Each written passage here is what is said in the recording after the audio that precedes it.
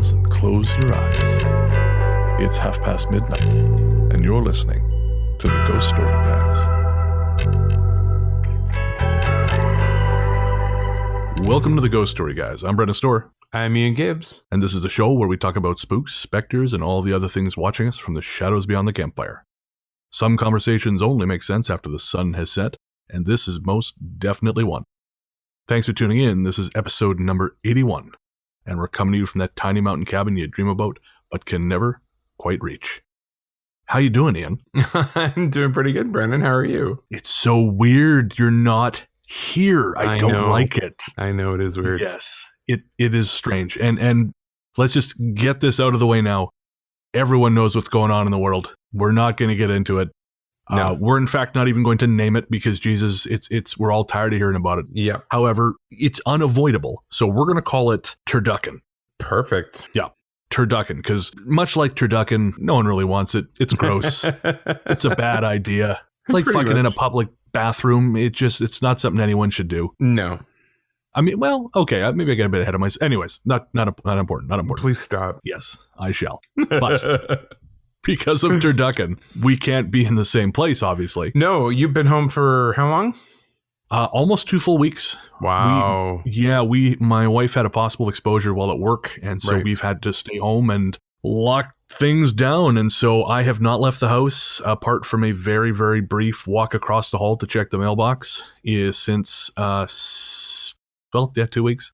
Wow. I'm going a little crazy again. I was don't going mind to telling say, you. how has that been? I mean, Pornhub is offering free premium for a month, so that's pretty nice.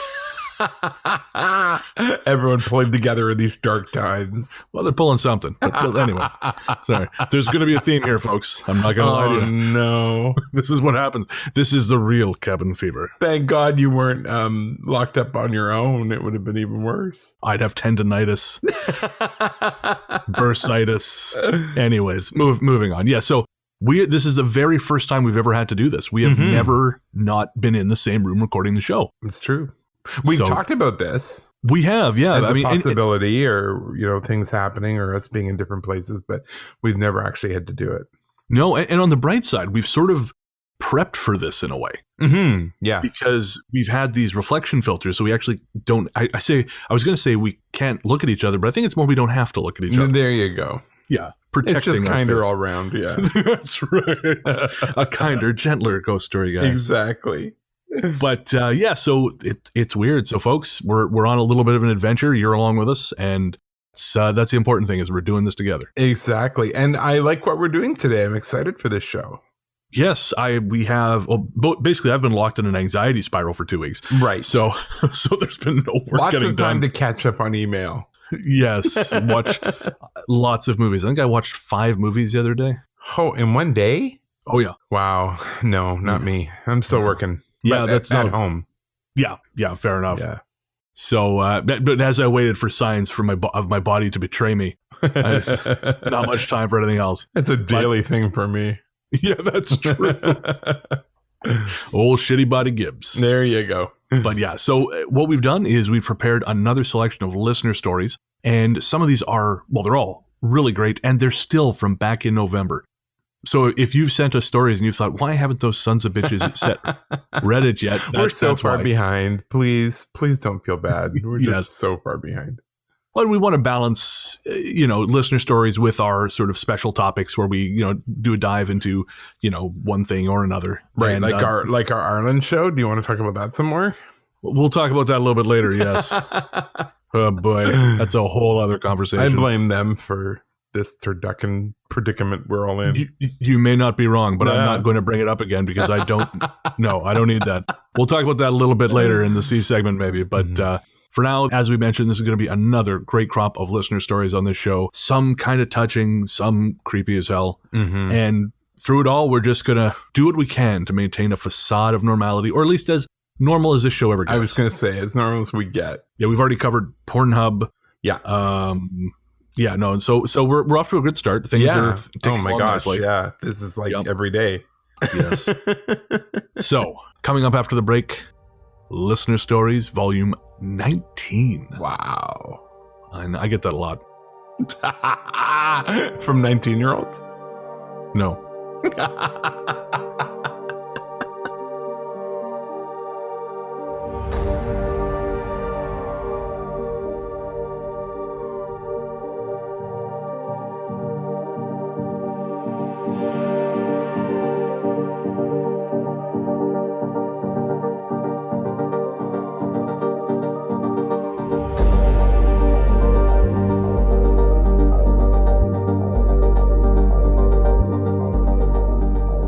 welcome back.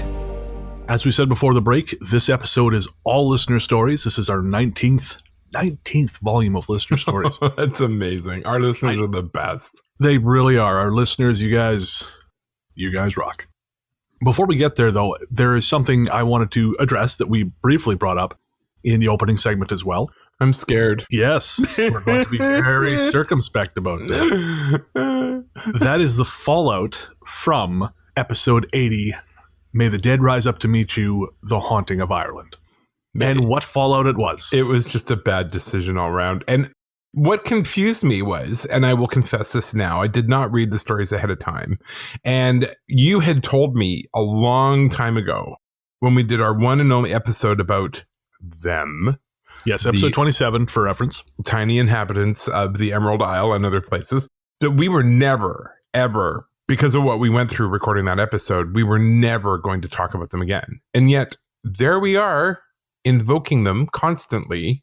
So I don't know what was happening there in your brain. I forgot. I forgot. For reference, if you're new to the show or if you're, a recent-ish listener and you haven't listened to the back catalog, episode 27 was about Irish folklore. And again, I won't be more specific than that for reasons that if you go back and listen, you'll understand. We had a lot of technical problems during that episode. Yeah. The software did things it has never done before and did not do after until, and I shit you not, editing episode 80, The Haunting of Ireland. And getting through The Haunting of Ireland was one of our toughest shows to record. Probably 20 episodes, 30 episodes. 40 episodes. It was ridiculous because I loved the stories. I felt the stories were well written. They were. Yeah. No, they were. The great. Cabin Fever episode we recorded before that. We were on. Oh, we were on fire. Yeah. And then and even the A segment of that show, we were on fire. Yeah. Yeah. And then we got to the stories and it was like running into a brick wall. 100%. Yeah. And our energy plummeted. We were stumbling. There were problems with the audio. There were problems with the mics. Your voice. And my voice was hooped. Yep. It fried. It got better towards the end. And I think I may have solved that. I think it may be like there is a reason for that, but there's no reason for it to have started. No. Then. No. So we had all that happen. And then when it came time to edit, there was again another series of mistakes. And so at some point in the episode, I said, I referred to the luck of the Irish. And Rachel, who is a friend of the show, sent me a message and said, that's ironic, right? That it's the Irish aren't, it's because everything goes wrong for them. And we very much then, in that case, had the luck of the Irish on that episode. We truly did. We were entrenched in Irish luck. We up to our necks while someone threw shovelfuls of Irish luck at us. Luke likes to joke. He's having a great laugh about this. That next year he'll sort of, I'll forget and we'll do this again. But no, I will not. Absolutely. We will never do another episode. Never forget. Hashtag never forget. We'll never do another episode on them. Never again will we cover that particular topic. No. Because that is hassle, sir. We do not need. All right. So with that out of the way and never to be spoken of again. Never to be spoken of again. Oh, I do have one more spooky thing. And we talked about this on the Cabin Fever episode. I recently joined or was sort of sucked into this Facebook group, which deals with growing up in Revelstoke. Of course, the hometown, my hometown and the setting for my book, A Strange Little Place, available everywhere. My God, stop it. No one has any money anymore. Just stop it. But in case you do, I can't send you autograph copies right now. That's not happening, but you can still get it in Kindle form on Amazon. Anyways. There's a house in Revelstoke called Holton House, which is considered to be the most haunted house in Revelstoke. It's the one everyone knows about. And a lot of the stories about Holton House are not factual. They're just bullshit. But in my book, I managed to find people going back as far as 1953 who have first-person stories of strange things happening. And they all largely line up with one another. Right. So you'll have decades worth of people talking about something going on the stairs. Something's watching me, something pushing me on the stairs. The other element of Holton House seems to be that it has a powerful effect on the dreams of people who spend time there or just on certain people. And in my book, I talk about a gentleman who when he was a student in, I think, the early 60s, he used to have to walk past Holton House on the way to school. Right. And he would have frequent dreams about there being a garage on, shall we say, on the far side of the house, on the right side of the house, if you're looking at it. And that garage in his dreams is full of headless bodies. Not good. And nope, this is a good sign that it's time to leave the neighborhood. But so there's that. But then in the dream, a man comes out of the house and he is coming for the boy. Uh-oh. So that's creepy. And then I interviewed a woman who also dreamed about there being bodies buried on the same side of the house. No garage full of headless bodies, but this idea of dead people on that side of the house. How weird is that? It's bizarre. Yeah, there is no crossover here. You know, they had not discussed this between each other, so far as I know. And there is no record of there being anything interred on the property. Then, a couple days ago, I posted a picture of Holton House from 1897 in this Revelstoke Facebook group, just because it's a cool piece of history. You know, it's the photo is from the Provincial Archives, so not everyone has seen it. And people loved it. You know, it was very popular.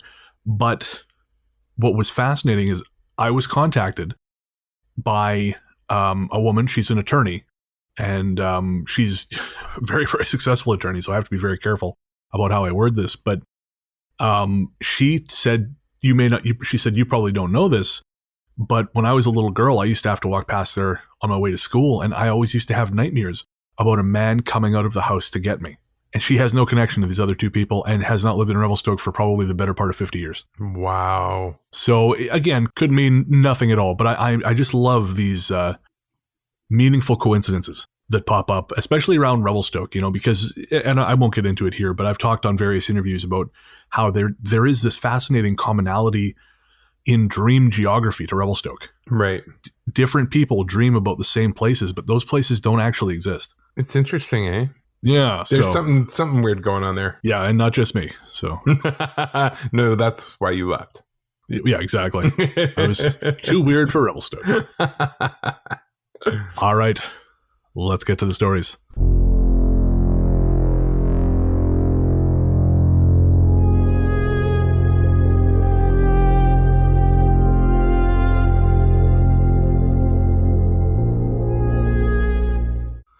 Our first story is from Jason. I've always been a little on the sensitive side of things and know my family has also. However, being raised Jehovah's Witness, we were unable to speak about it. I've long gotten over those issues. However, the thing that I had wasn't fun when I was a child. I would have horrible nightmares every night and have to be shaken awake by my mother. But when I woke up, they were still there. She told me I would then pass out or faint after screaming and pointing. I remember my father not letting me watch TV or listen to radio because that's where I must be getting those ideas from. Seeing non-people continued through my life. Seeing dark ladies in San Francisco at my friend's old Victorian, a little boy at a job in Oakland when working in an old warehouse, and on and on. When I was younger, I'd be able to see them while I was looking directly at them. Now it seems I can only see them out of the corner of my eye. Also, when I would talk about these things to my friends, I would get goosebumps. All the hair would raise on my body and tears would come to my eyes. That doesn't happen anymore. Almost like I've numbed myself. Have you heard of that happening? Anyway, I wanted to tell you a fun little innocent spooky story that happened the other day in time for Halloween. My husband and I went to see a friend who was bartending at the Stanwood Hotel and Saloon in Stanwood, Washington. It was a nice afternoon and we thought we would have a beer, say hi, and enjoy the day.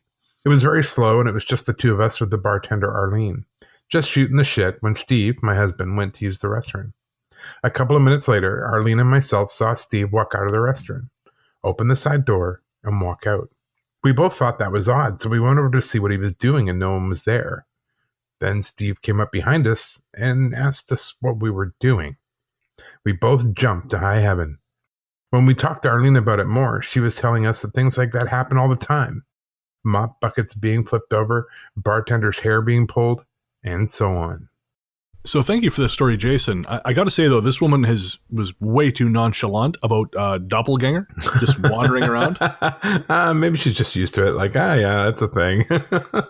There just goes my murderous twin. Look at him. Good guy. Anyways, he's strangling someone. That's fun. That's fun. Stan, I don't even know where Stanwood, Washington is. I don't either, actually. Jason, we are incapable of using Google. Please inform us where Stanwood, Washington is. But no, that's fascinating. And the part about him still seeing the things after he wakes up, we had another story from a listener who had that same thing. They woke up and I believe there were hands reaching out at them. Yeah. And so I just can't imagine that sort of the hell of finally escaping a nightmare. Only to have it. Okay, so I'm living in that. Fine, yeah, I get it. Exactly, yeah. There's no hands reaching out at the wall. No, not yet. At least. When he said about these things happening and then becoming numb to them. Oh, yeah, I wonder what you thought about that. Yeah, I can see that. I think it's more you just sort of get more used to it and you learn to shield yourself better without even really knowing it. Like I've certainly been able to do that. And I don't even know that it was a conscious thing. It was just what you do. You know, like if your foot is hurt, you automatically favor your other foot. You don't really think about it. You just do it. You just adapt. Right. I think it's the same thing. If you have a sore finger, you just learn to use your other hand. And I think if you're very sensitive to things and it affects you that profoundly, you just learn to compensate for it. And I think that's what's happened. This story comes from Jessica. Hey guys, I work as a home care physio, traveling from one house to the next, providing physio to those in need. Jessica, you're doing the Lord's work. I had been seeing this one elderly lady for several weeks, and all had been going well. Then one rainy fall day, we were standing at her kitchen counter doing her standing exercises. Behind us, at a diagonal, was a hallway with bedrooms. I started feeling watched and seeing something moving from the corner of my eye. I started turning to look, and saw that the bedroom door that had been closed was now open. She lives alone and has no pets. I mentioned nothing and kept up with her treatment, noticing more movement again from the corner of my eye. The door was now closed. I told my patient that her door kept opening and closing, and she looked right at me. My husband always told me, she said, he'd die in the night and be back in the morning. I flew out of that house so fast. So thank you for that story, Jessica. That sounds singularly terrifying. Mm-hmm. And there's something about that response, just this nonchalant, he said he'd be back in the morning. Like, unless you're married to Jesus, that's no good. No, exactly. And even he took 3 days. Right? Yeah, exactly. I saw this great gag, you know, with all these things going on with turducken. The Vatican has canceled the big Easter Mass. Right. And someone commented on the internet and said, how bad does it have to be that the Pope says, nope, Jesus just stays dead this year? That's awesome. So thank you again for that story, Jessica. Absolutely. And I mean, you're doing the Lord's work. I would be crippled if not for physiotherapy. So you guys are incredible. Thank you. And to all those physiotherapists out there. Mm-hmm. Genuinely, physiotherapy has enabled me to be the walking, talking hot mess I am now. So thanks, I guess. Yeah, I'm super thankful. and I'm a pain-free hot mess. Physically. Mentally, you're tortured, but physically. Yeah, well, you can't have everything. Our next story is from Flick. I'm a dog walker, and on Friday, I had the strangest experience and just had to tell you about it. I was walking 6 dogs of various sizes, age, and breeds around 1 p.m. in Dulwich Park, South London. Dulwich is a beautiful area of large period properties, quaint cottages, and tasteful conversions, but it retains a village feel. The park contains manicured hedges and lawns surrounding a picturesque lake. There's often filming and photo shoots taking place in and around the area, so I wasn't surprised to see 2 young women in 1940s outfits walking towards me. I figured they were probably part of a film set. They were arm in arm, giggling. One was dressed in a 2-piece skirt suit with dainty little shoes and her hair rolled up and pinned at the sides. The other was dressed as a land girl, in green overalls, boots, and a scarf knotted over her hair. They seemed oblivious to me, but were both looking and smiling at the herd of dogs and their leads that I was wrestling. When they were almost parallel with me, I said hello, and they both visibly flinched, and their gaze moved from the dogs to me. I was taken aback. They were absolutely beautiful. Their faces perfectly made up, flawless, like a doll's face. Their skin was practically luminescent. I thought to myself, oh, they're definitely models or film stars. They said hello and admired the dogs, and I said how amazing they looked in their 1940s wartime wear and asked if they were in a film or attending a convention or something. The one dressed as a line girl looked at me bemused and said, "Oh, no, dearie, we're going to tea whilst we are able." I thought it was weird they were still in character, but nodded and smiled and told them to have a lovely afternoon. After that, I became aware that all 6 dogs were absolutely silent and unmoving. The 2 huskies were lying down with their heads on their paws. The British Bulldog and Shar-Pei were standing looking in the direction the women had walked.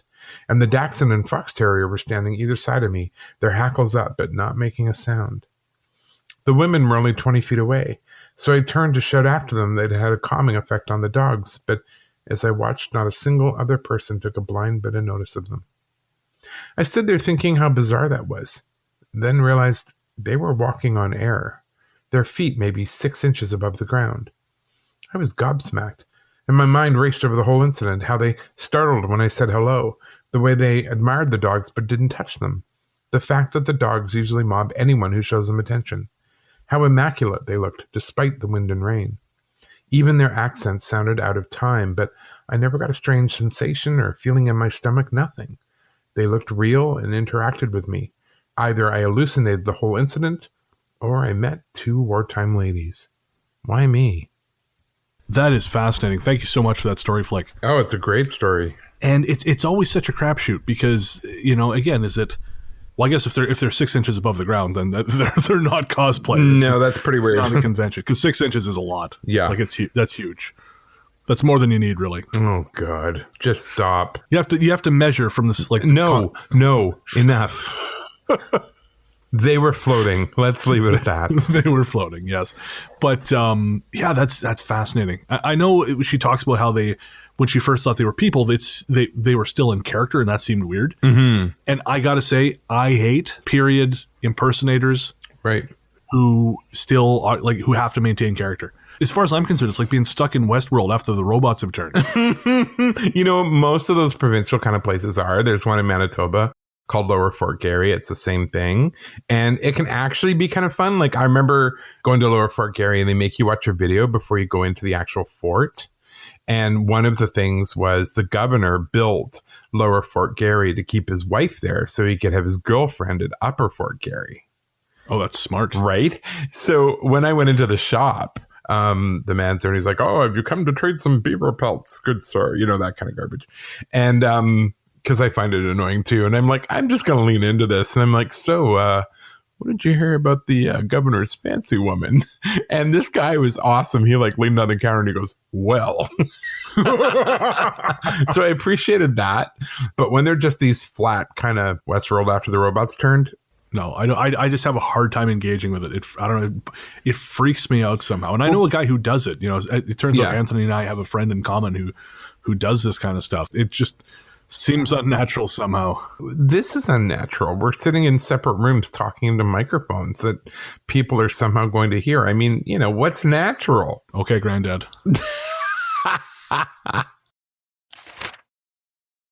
This story comes from Kim. When I was younger, my cousin and I were inseparable. We spent every single day together, alternating between staying at each other's houses. We were very open children and very sensitive to energies. We experienced paranormal events at both of our houses constantly. I believe the entities followed us. However, one event stands out, and that I would like to tell you about. When I was about 10 years old, I was staying at my cousin's house. Her room was on the 2nd floor and her bed was on the floor right in line with the door, so you could see the top of the stairs. Many nights you could hear what is best described as residual footsteps, starting at the bottom of the stairs and going slowly to the top. Then, instead of going back down the stairs, the noise would start at the bottom of the staircase again, and this would go on for most of the night. One night I was awoken to this familiar sound, but this time it was a bit different.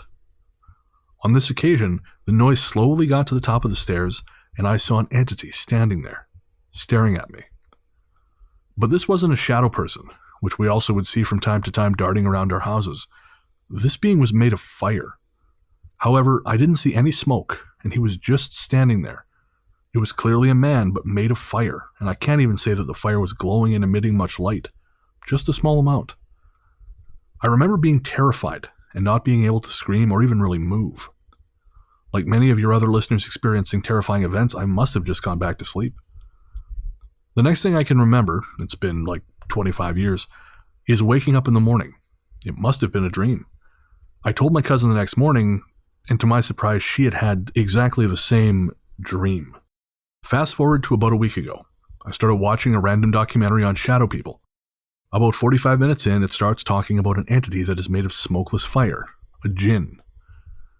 I felt anxiety and panic immediately overtake me. It was as if that entity had become aware I knew what it was and focused in on me, watching me. That night, I was laying in bed sleeping and was woken up from pressure on my chest. I sleep with an eye mask on as we have a street light outside our window. However, I don't think I could have opened my eyes if I wanted to. I was frozen and paralyzed in place.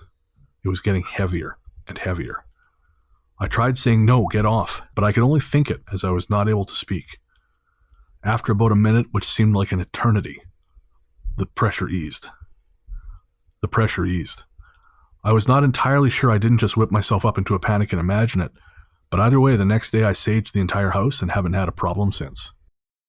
So thank you for that story, Kim, and that's fascinating. That is, I think, the first time I've heard a story about something you would specifically call a jinn that actually bears some kind of resemblance to the whole smokeless fire idea. Mm-hmm. Yeah, no kidding. Because I, as she mentioned, watching that documentary on shadow people, a lot of people think that shadow people are jinn somehow, and they use the smokeless fire thing. But I mean, shadow people look like smoke, not fire. Yeah. I would love to know if anyone else has had a similar experience, this idea of seeing someone on fire, but the fire that doesn't emit much light either, which is interesting. Yeah, I've never heard of that, actually. I mean, shadow people, yes. But that whole fire thing, no, that's a new one on me. Something else that it reminded me of was a long time ago when I was researching the book. I found a story from Radium, which is in eastern BC, if you don't know the area. Mm-hmm, Radium Hot Springs, yeah. Yeah, exactly. And this guy was driving along the road, I want to say about 10:30 at night, and he realized he was being paced, or he was pacing something that looked to be it was roughly the size of the moon in the sky, but it was below the treetops. It was below the mountaintop. And it was bright like the moon, but it cast no light and no shadow. Wow, that's not cool. No, and it was an interesting conversation, because this is about 7 years ago. I talked to this guy, and he had never experienced anything like this before in his life, has never since, was genuinely sort of concerned that maybe something was going wrong in his head. Right. But he said he pulled the car over and he watched this thing just continue down the valley. And he said it was passing by trees, over trees, and never once, despite how bright it was, did it ever cast a shadow. Wow, that's crazy. Yeah. So all these little things, it just remind us that the world's a hell of a lot more complicated than we thought it was. And a lot more interesting too. So thank you again for that story, Kim. Our next story is from Nadia. I would like to point out that I'm not completely at peace with some of the things that I've experienced, but I'm thinking the more I share, the more accepting I might become. I've got loads of stories, as I've always been aware of the other side, even as a little child. However, I'll just share the one for now. Please, if you want to share it, feel free to rewrite so the story stays the same, but it makes more sense for others. The Black Dog. I've never seen the Black Dog in real life. However, I've dreamt about him several times, and every time it's meant death. In the dream, I'm on an embankment with water on one side and a field and a very dark forest on the other. It's nighttime, and the only light there is the kind of light you get with a full moon. I'm chasing a large black shaggy dog along this embankment. It definitely doesn't want me chasing or following it. Periodically, it turns around, growling and snapping at me with really big, sharp teeth. All I know is I must catch it. I have no choice.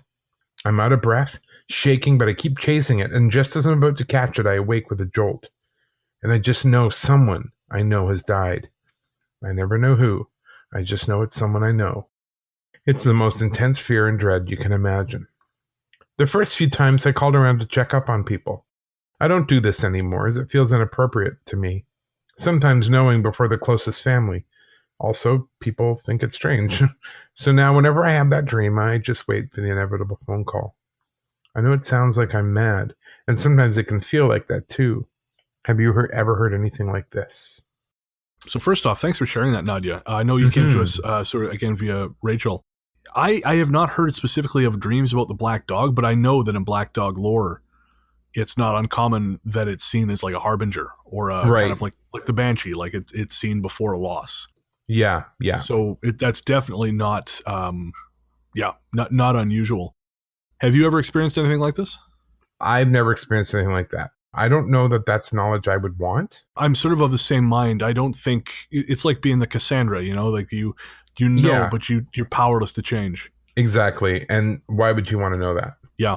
I know that someone pretty close to me has it's becoming increasingly regular, or increasingly common, dreams about people in their life who are going through difficult times. Mm-hmm. And she'll wake up and say, I had a dream about so-and-so, and I'll hear about it later, and she'll get in touch with this person, and I think she tries not to mention, much like Nadia, it's because it's hard to say, hey, I had a dream about you. I've had that. I get that on a pretty regular basis, and I just check in with people. I don't even tell them most of the time I've had a dream. I'm like, hey, you crossed my mind, how are you doing? And that's it. I just leave it at that. Okay, but you have had a dream about people in distress. Oh, yeah, or going through hard times, and they're like, oh, it's weird you would call me, this week I've been going through this or this health crisis or relationship crisis or whatever.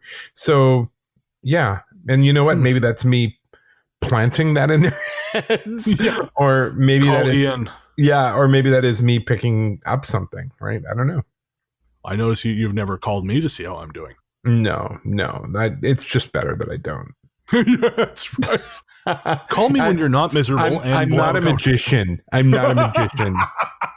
And with a push of this button, I will make you disappear. Thank you again, Nadia. You also mentioned having more stories. When you are comfortable enough to share them, we would love to hear them. Mm-hmm. This story comes from Jenny. I thought I would tell you about an experience I had back in my late teens / early 20s. I grew up in the foothills of western North Carolina, about halfway between Charlotte and Nashville. It was very rural. Imagine driving about 30 minutes one way to get to a store bigger than a gas station. That's how rural my hometown was. Anyway, one night around 9:30 or 10, a friend of mine, Dale, and I went to a very small Presbyterian church that I swear could fit into my one-bedroom apartment. Dale and I were into the paranormal, ghost hunting and the like.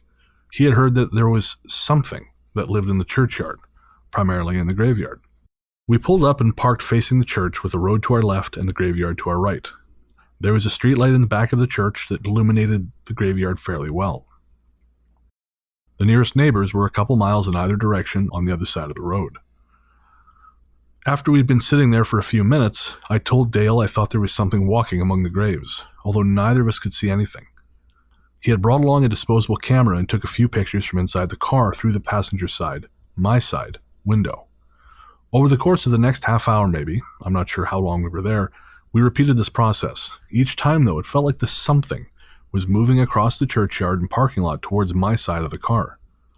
Eventually, I told Dale it felt like it was standing right next to my door looking in on us. There were no shadows, no shapes, no nothing. Dale took more pictures and we continued talking. At the next pause in our conversation, it felt like it was on top of the car. Next thing I know, it seemed like the something was walking down the front windshield, across the hood of the car, and was gone. Dale continued to take pictures and we left shortly thereafter. Again, there were no shadows, no animals we recognized, not even a breeze. The following week, Dale brought the pictures to show me what had developed. Of all the pictures he took, only 2 showed anything, and they were the last 2. These were taken when I was describing whatever it was walking down the windshield, over the hood, and off the car. One picture showed a white fog or mist spot on the windshield, about the size and shape of a medium-sized dog's paw. The other showed a similar spot near the middle of the windshield, along with another mist-like streak near the base of the windshield, as if a dog or something similar was walking down the windshield and one paw slipped. So that's, again, really, really interesting. Thank you, Jenny, because that kind of connects back to our previous story. It said in the black dog lore that they guard churchyards. Right. So it's fascinating that they saw, some kind of animal that walked up the car from the graveyard. Well, yeah, I mean, the black dog stories are much more popular in England, of course, where they seem to have a lot more smaller graveyards, burial grounds in your churches. But no, that's really neat. I think you and I have very different definitions of what constitutes neat, but yes. I just think it's interesting that it kind of crossed cultural lines, so to speak. Our next story is from Mandy. I was 11 years old in 1977 when my parents bought their first house, which was totally unmodernized with original fireplaces, single glazed windows, and no indoor plumbing. My dad took me along with him to the new house prior to us moving in, and I remember feeling something, but paid it no mind as I didn't really understand what it was I felt. It wasn't until the first night after the whole family had moved in that I experienced something. I'd fallen asleep in the new bedroom I shared with my little sister, and dreamed of two people arguing, an aggressive male and a timid-sounding woman, and then I woke up with a high fever. As the years went by, I always felt like I was not alone, like I was being watched. Then things slowly started to escalate, starting small, like hearing a piano playing one note over and over and over. One memorable experience happened on Christmas night. Everyone had gone to bed and I was asleep. When my sister woke me up, she whispered loudly, "I can hear people downstairs having a party in the kitchen." Our bedroom was directly above the kitchen, so I sat up and listened, and sure enough, she was definitely not hearing things. To my utter astonishment, I could hear people talking and laughing. I could also hear the drawers opening and closing, rattling all the cutlery and cupboard doors opening and banging closed. I could hear our back door squeaking open, and it sounded like lots of people in the kitchen having fun. After a while, we plucked up the courage to run down the landing to our parents' room and woke them up. They would not have any of it and told us to go back to bed as it's probably the neighbors we could hear. We went back to bed, but the noise below us continued. My sister, who was much braver than I, decided it was time to go investigate. We crept halfway down the stairs and leaned over the banister. Nobody was in the kitchen, and the light was off. The next morning, we asked our neighbors if they'd had company over around that time, and they said they had not, and in fact were already in bed at that time. That experience confirmed to me and my sister that we are not the only family that live in that house. Another memorable experience, my family and I were in the living room watching TV together, sometime around 1981 or 82. My mom asked me to pop upstairs to her bedroom to retrieve something for her. As I was about to descend the stairs on my way back, I heard a loud boo in my ear. I took the rest of the stairs two at a time and burst into the living room, expecting to find one of my siblings had pranked me. Everyone was present and accounted for. Finally, in 2002, I was grown up with two children who insisted I go to see a medium because they wanted me to be able to contact my deceased dad. As there was a psychic fair in town, we went along, and I saw a medium who immediately told me she had a message. Expecting the message to be from my deceased father or grandfather, you can imagine my surprise when she said it was from a mother and daughter who wanted to apologize for playing pranks on me in my childhood home. So there you go. Well, that's pretty great. That was pretty great. I love that end. I mean, it's terrifying, and you know, I don't think I would be as appreciative of their sense of humor if I had someone shouting boo in my ear. No, in my house. But still, I love that, you know, they actually came back and said, "Hey, sorry." Yeah, it's pretty great, actually. Just imagine ghosts sitting around looking at each other. You know, I feel like we took it too far, Terry. I feel like she just wasn't ready. You know, it was funny, and then we took it over the line. How do we apologize? Do we put it on the mirror in blood? No, it's probably not a good idea. Let's influence her to go to a psychic fair. We can apologize. I love that, too, that it was the stereotypical boo. Yeah, exactly. Just go with the classics. Go with the classics, yeah. Do we have some chains so we can rattle? Or you know, we got to requisition them from Ghost HQ. That's going to take weeks. Like in Beetlejuice, yeah. Yeah, just go with boo. You can't go wrong with boo. That's awesome. Thank you so much for that story, Mandy. This story comes from Chelsea. I have just recently become a fan of your podcast and thought I'd share my first experience of the supernatural. My sixth sense came about when my parents bought their first home. They instantly realized the previous owners were Satanists, or at least were into some freaky stuff, because throughout the house they found pentagrams drawn on the floors, as well as dead rats and cats in the basement. Folks, don't sacrifice your animals. I'm about to have a dead cat in my basement. Well, that's a special occasion. Yeah. He's been interrupting recording of our oh so important podcast. This is the downside of not having the studio. Either way, my parents didn't care because they planned on tearing the house down and rebuilding, and so they did. After they rebuilt the house is when things started to get weird. My sister Pearl and I shared a room for a while where we could see things, almost like shadows, move in the dark. We would wake from a deep sleep to see our bedroom door open and a man with what looked like a top hat standing in the doorway.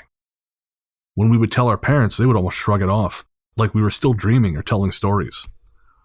Then my grandma stopped babysitting because she said one night when we were fast asleep, upstairs she would hear footsteps. It sounded like little kids playing and running around. She went up to find that we were all still in bed and asleep.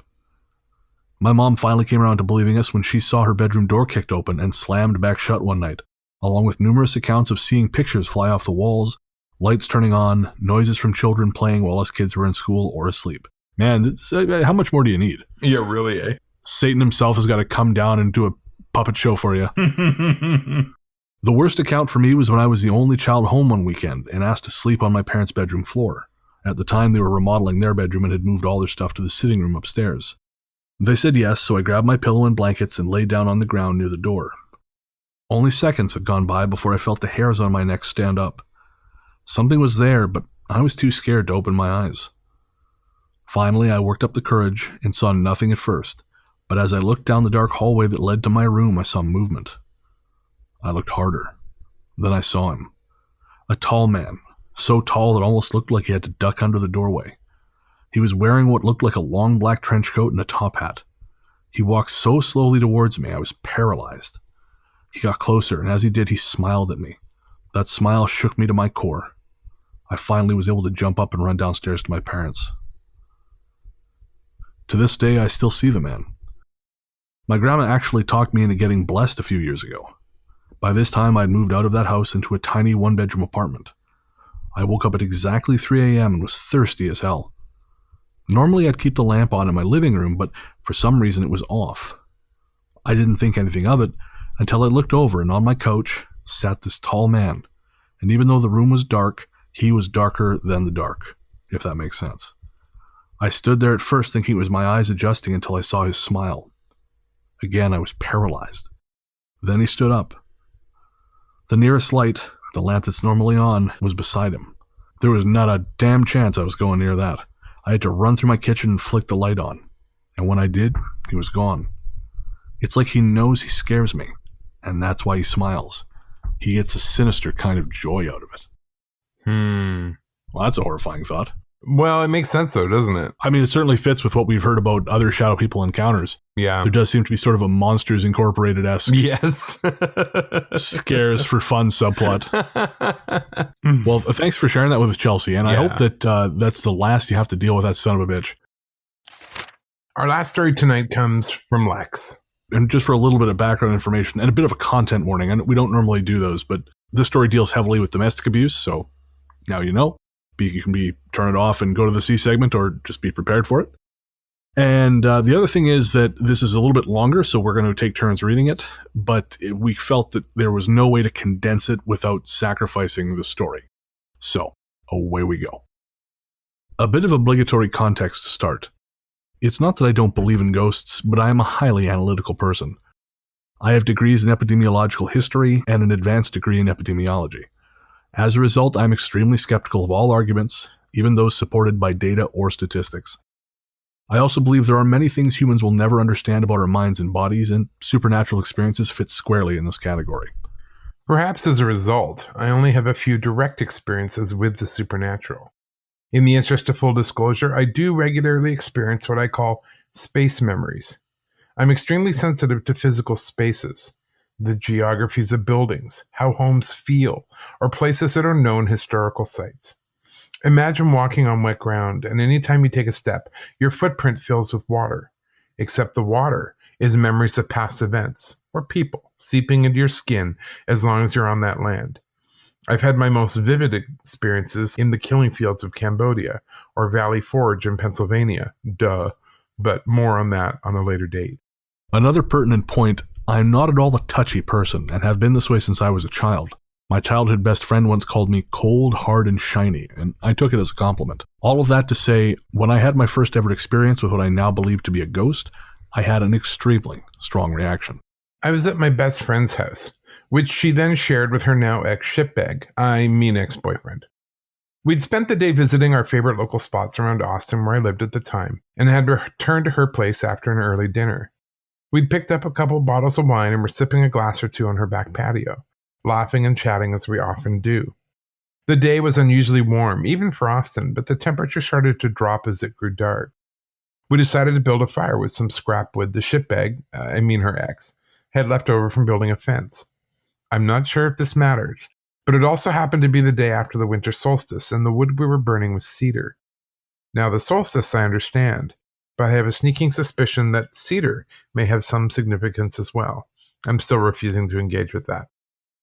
Our conversation turned to my friend's house, which the shitbag was renting. My friend had moved in with him 2 months prior and was telling me how much she loved the house, though she suspected it may be haunted. She cited doors that would lock or unlock on their own, and that the shitbag had seen what she could only guess was an apparition. And I'm just going to say I really love her continuing to run with shitbag. Oh, absolutely. Apparently he had been in the living room when he heard a noise and looked down the hall, which led to the back of the house and their bedroom door. He claimed that a blonde woman dressed in white, who he thought was my friend, exited their bedroom and crossed the hallway, presumably into the study or spare bedroom, which were around a corner. He tried to call out to her, but she didn't answer. He then got up and followed her to ask if she was okay, only to find that all the other rooms were empty, and my friend was sleeping soundly in their bed. None of this seemed off to me. I knew that my friend had also thought her old house was haunted, and the shitbag was the only person who had actually seen the ghost there. It terrified him one night by appearing as he walked down from the kitchen back to my friend's bedroom after getting a drink of water. It should be noted that the shitbag is a U.S. Army veteran and a complete skeptic. He still insists that he doesn't believe in ghosts, doesn't care about ghosts. Despite these visual confirmations, stubbornness is just one of his more irritating traits. But as my friend and I continued talking, things got weird. I suddenly found myself telling my friend that it wasn't the house that was haunted, it was her. I somehow knew that she had picked up a ghost while studying abroad in France. The more we talked, the more I knew. My friend was fascinated and asked more and more questions. It's weird looking back on it now, but she didn't question my knowledge at all. She believed everything I said. Then out of nowhere, I felt something invisible just descend on me. I felt it from the top of my head to the tips of my fingertips and all the way down to my toes, like something had gently floated into me through my skin. Answers came, clearer and faster, and suddenly I knew even more details about the ghost. Her name was Giselle D. I never found out what the D meant. She died when she was a young woman of a prolonged illness.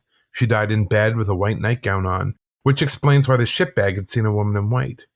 Because of her illness, she looked old, dark circles under her eyes and sagging, sallow skin, but she insisted that she was not old. Her hair was long and very light, either white or light blonde. My friend also has light blonde hair. Her light, or her aura, I guess, was a bright, warm yellow. She told me to tell my friend that she did not like her boyfriend and felt the need to protect her from him. She said she had shown herself to him to fuck with him and played with the locks on the doors to mess with him specifically. Now, I had been drinking, but I wasn't so drunk that any of this felt normal. The longer it went on, and especially after I felt that physical sensation, I started to react very strongly. The part of my mind that this entity wasn't occupying started to panic. Why was this happening to me? What the hell was it that touched me, and why had it touched me? Why did I know all this about a ghost? In the midst of the conversation, I started to cry and shake violently, and between messages from the ghost, I would ask, almost yelling, "What the hell is going on? Why is this happening to me?" Now, I'm a native Texan. I'm not a crier. Even my husband, who's known me for over 15 years, can count on one hand the number of times he's seen me cry. My friend had never seen me cry, and it was this that made her realize that something was really wrong. She took me inside and wrapped me in a blanket, but I couldn't calm down and continued shaking. Giselle, meanwhile, was nonplussed. She thought I was overreacting and insisted that she meant no harm. I can still feel what I thought was her very French reaction, telling me airily to calm down. Yep, she's French. She insisted she was almost done, but that she needed to get a message to my friend. To be fair, I laugh about her reaction now and never did explicitly tell her to leave. So I cooperated, figuring that would make this all stop sooner. I told my friend, through tears, that Giselle had attached to her because she had identified with her spirit. My friend was a strong woman, and Giselle wanted her to know that she had been a strong woman too. She wanted my friend to acknowledge her more throughout the day. Her sentiment was that if she was doing all of this work to protect my friend from the shitbag, the least she could do in return was acknowledge her existence. Around this time, my friend grew worried enough about me, I was still crying and shaking, that instinct took over. She took me to her meditation spot in her office and had me kneel with her on the ground. She told me that this was the cleanest, safest place in the house, and that I should tap into that energy so that this would pass. Giselle took the hint, and I soon felt her preparing to depart. She had me tell my friend that she specifically wanted her to recognize her in this spot every day when she meditated. Just before she left, I asked her aloud, "Why me? Why were you messing with me?" She responded as if it were obvious, "Because you love her too." I simply whispered, "Thank you." And with that, Giselle was gone. I felt whatever it was that had descended upon me lift, and afterwards I felt tingling throughout my entire body. It felt for all the world as if I'd eaten a particularly strong and pleasant edible. Once it was over, and I stopped crying, I practically sprinted out of that house. Though I probably should not have been driving, I was so panicked that I had to leave. I hopped in my car, and I went straight home. My husband, who was a skeptic at the time, had been taking a nap, and was extremely grumpy when I woke him up to talk about ghosts. Frankly, he acted like an asshole about the whole thing and refused to believe me. I had been on the fence about having a friend of a friend come to a house cleansing, but after this, I had someone come by less than a week later. Strangely, my husband didn't push back as much as I thought he would. I found out why later. The cleansing was lovely, as uneventful as a cleansing can be, and involved Palo Santo smudging and a really in-depth tarot reading with Loteria cards. See above, read Texas. For some reason, perhaps due to shame or fear, I didn't tell the cleanser what had happened, and because my tarot reading was clear and he did a cleansing of my body along with my house, I felt good enough to let sleeping dogs lie. Now for my husband. It turns out that this experience turned him into a believer as well. He insists to this day that I brought something back with me. At the time, he was having some issues with his back and shoulder, and as a result, he wanted to sleep on his back. However, he snores like a lumberjack when he sleeps on his back, so he took to sleeping on the couch in our study so I could get some sleep. While he was sleeping in the study, he claims he was woken up every night around 3 a.m. to rhythmic knocking in one corner across from the couch. This corner was on the 3rd story of our house, on an exterior wall which faced a parking lot. There were no trees or anything else that could knock on the wall from the outside. He insists that after the cleansing, the knocking stopped. As for Giselle, she is still with my friend. She had her work cut out for her when the shitbag, always an abuser, inevitably turned violent. My friend told me that Giselle would often lock him out of the house when he had been drinking or when they were fighting, much to my friend's entertainment and delight. Finally, after an especially violent incident, my friend called the police, kicked the shitbag out of the house he was renting, got a protective order, and legally took over the lease to the house. He was arrested for domestic violence and had his work truck repossessed on the same day, and will soon have to face a criminal case for his violent and abusive actions. Well, good, and I hope that in the time since you have written this to us, the motherfucker has gone to jail. To this day, every time I go to my friend's house, I always greet Giselle as I walk over the threshold. Sometimes I can still sense her yellow aura in a corner or room when I visit. Finally, I want to send a message to anyone out there who is experiencing domestic abuse or violence. It is never okay, and you are never alone.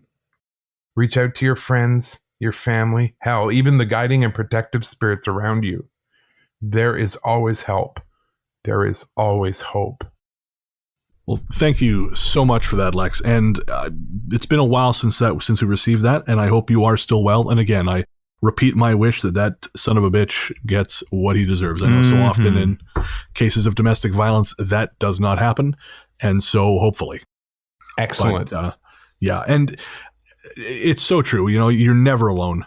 You're never without hope. And I know sometimes it seems that way, and it doesn't matter what you're dealing with, but there is always some way out. Absolutely. Yeah, I mean, you've worked in counseling. You've seen people firsthand in these kinds of situations. Yeah, and I've not been in that situation, but I've known. Well, I've been in emotionally abusive situations. When I was very young, or when I was a young man, and certainly I've known people who've gone through those things. So no, you're never alone. There's always hope. That's all you need to know. That is the important thing. Amazing story, and thank you for that. All right. Well, thank you so much to everyone who wrote in. If you have a story you want to share with us, ghoststoryguys@gmail.com. There are other ways to get a hold of us. We'll talk about that in the next segment. But for stories, ghoststoryguys@gmail.com is the primary way to do it. We're going to take a little break, and we'll be right back with our patron shoutouts and listener mail.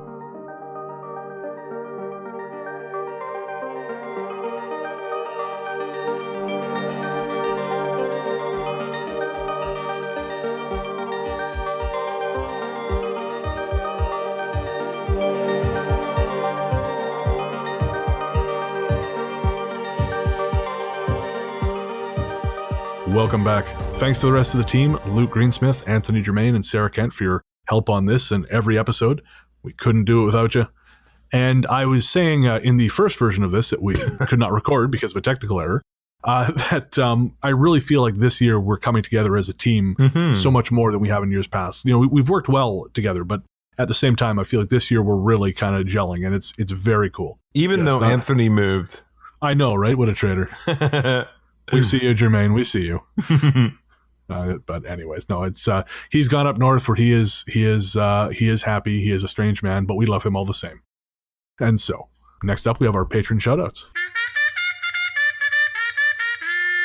Of course, we'd like to thank all our patrons, but we'd especially like to thank our latest patrons. They are Heidi Barrett, Anna Maria Lance, Meg Bracey, Darla Luke, Victoria Avery, Wayfarer, Jessica Linder, Bree Tate, Kirsten Beats, Denise Hurley, Sonder Blues. Thank you so much for your support, guys. I can't tell you how much we appreciate it, especially right now. You know, it's things are probably going to tighten up a little bit here.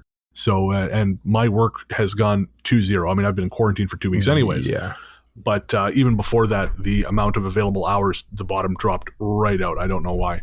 So this is a huge help, not only for that, but to help keep the show going, because the show is not cheap to run, actually. It's sort of, it's become a bit of a behemoth, but in a good way. It's a beautiful behemoth. And you help keep the tank filled on this there you go. Beautiful behemoth. So thank you so much. If you want to join the team, head on over to patreon.com/ghoststoryguys. That's patreon.com/ghoststoryguys. We have tiers at the $1, $5, $10, $20, and $50 levels. Our rewards include exclusive stickers designed by Canadian artist Wanda Fraser. We have our monthly Cabin Fever episodes, which is an opportunity for you to hear some of the stuff that doesn't fit into the main show anymore. It's me and Ian hanging out and sharing what we've been up to, the food we've been eating, the movies we've been watching, all that kinds of good stuff. And they're anywhere from 30 to 60 minutes long generally. And this month, actually, we've released an additional one for patrons. So there's tons of audio content to listen to, which is good because one downside to the situation that we all find ourselves in right now is the mail is not really running as it should. And there is a very good chance it may stop running for a while. And so any physical rewards you accrue from joining us, we will ship. We just won't ship yet.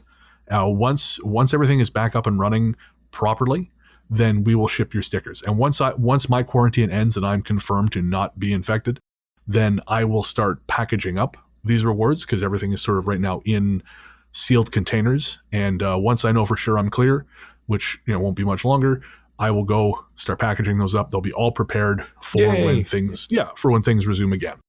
So physical rewards will take a little while longer, but stuff like the live show, the Cabin Fever episodes, the bonus material, if there's anything that's cut from an episode just for time, all that stuff you'll have access to right away. And we're talking probably tens of hours of bonus content at this point. So there's a lot of stuff to keep you going. There's also, of course, the monthly Luke-lore episode, in which Luke does a deep dive into the folklore topic of his choosing. That is actually also now available as its own podcast. So patrons get that 30 days ahead of everyone else. But if you are not a patron and you want to hear Luke-lore, you can find everything wherever fine podcasts live: Spotify, iTunes, Google Podcasts. It is out there. Make sure to check it out and let Luke know what you think. And one last thing we wanted to say is we know things are going to be tight for a lot of people in the days and months to come. The world's going through a pretty seismic shift right now. And we want you to know that if you do need to drop your patronage, if you need that money, that is totally fine with us. Not, of course, that you need our permission or approval, but I know some people are aware. They worry that, the show will think badly of them or whatever. Or we'll come to their house at night looking for money. With a bunny suit and a crowbar. And that would make sense to you if you were a patron. But don't worry about it at all. I know I've had a couple patrons reach out and let me know that, they've had to cut back their support for a while. And that's totally fine. We care about you guys. We want you to be safe. We want you to be secure. The patronage is great. We're going to be here till the sun burns out. So exactly, when you're back on your feet and you're ready to support us again, we'll still be here and we'll appreciate it even more than we already do now. And we appreciate it a whole fucking lot now. So yeah. So anyways, just our last note of seriousness and touching on the horror that is the modern world. You can find all that and more at patreon.com/ghoststoryguys. patreon.com/ghoststoryguys. Now, ordinarily, this would be the part of the show where we do listener mail, but owing to a technical glitch, we lost the list of names. Sorry. Of people. Yeah, well, it happens. I did respond to all of them. Yes, which is the important that's thing. Good, yeah.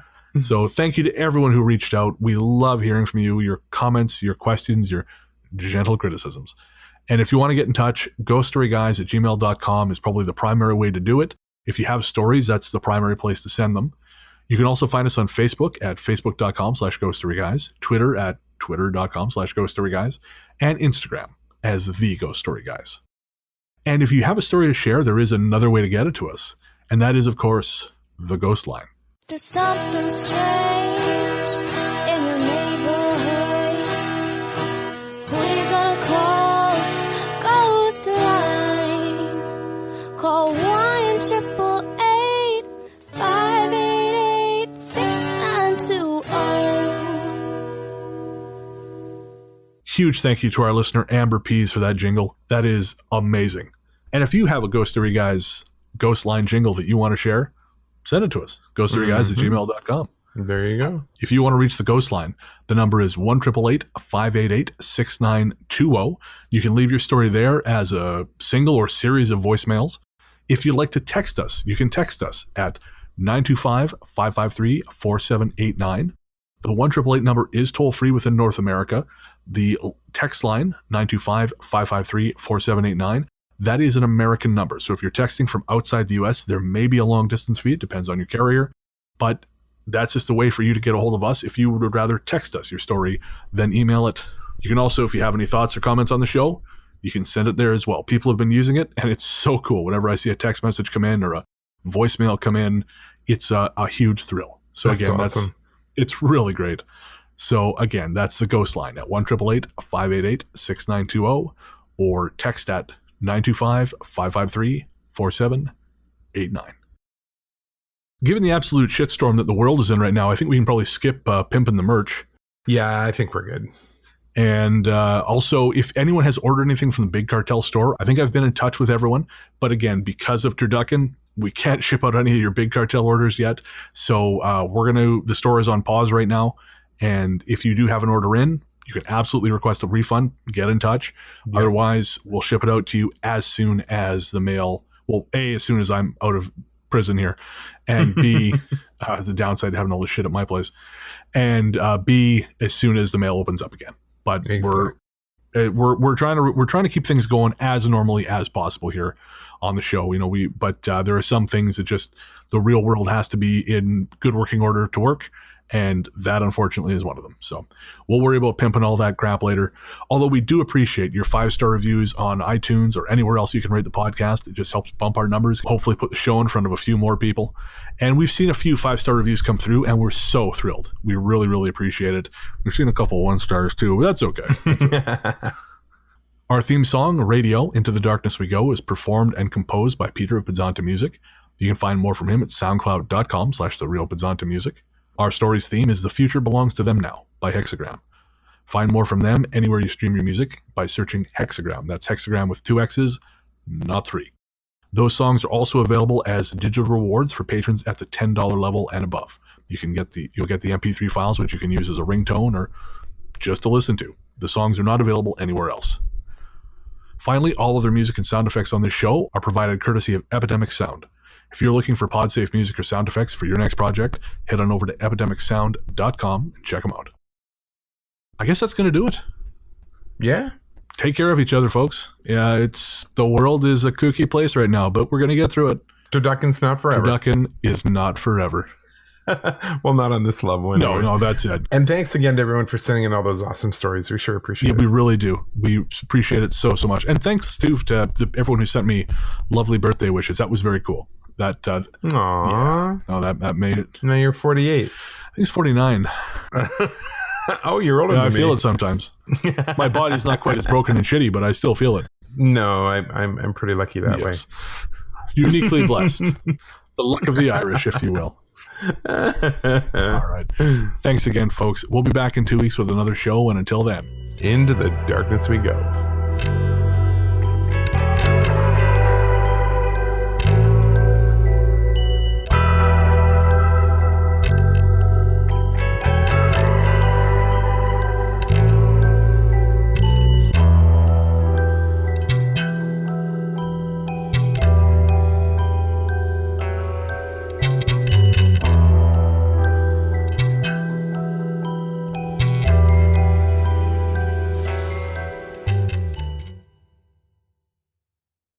I'll just click on balls. It'll take me right there. Perfect. Okay, we're good to go. You're welcome. Oh, my upstairs neighbors have moved in early, I guess. Oh, good. No, I miss having the old lady. Oh. Yeah, they are not as quiet as she was. Weird. All right, your internet is still garbage, but that's okay. These nuts. No, stop. It's never happened to me before.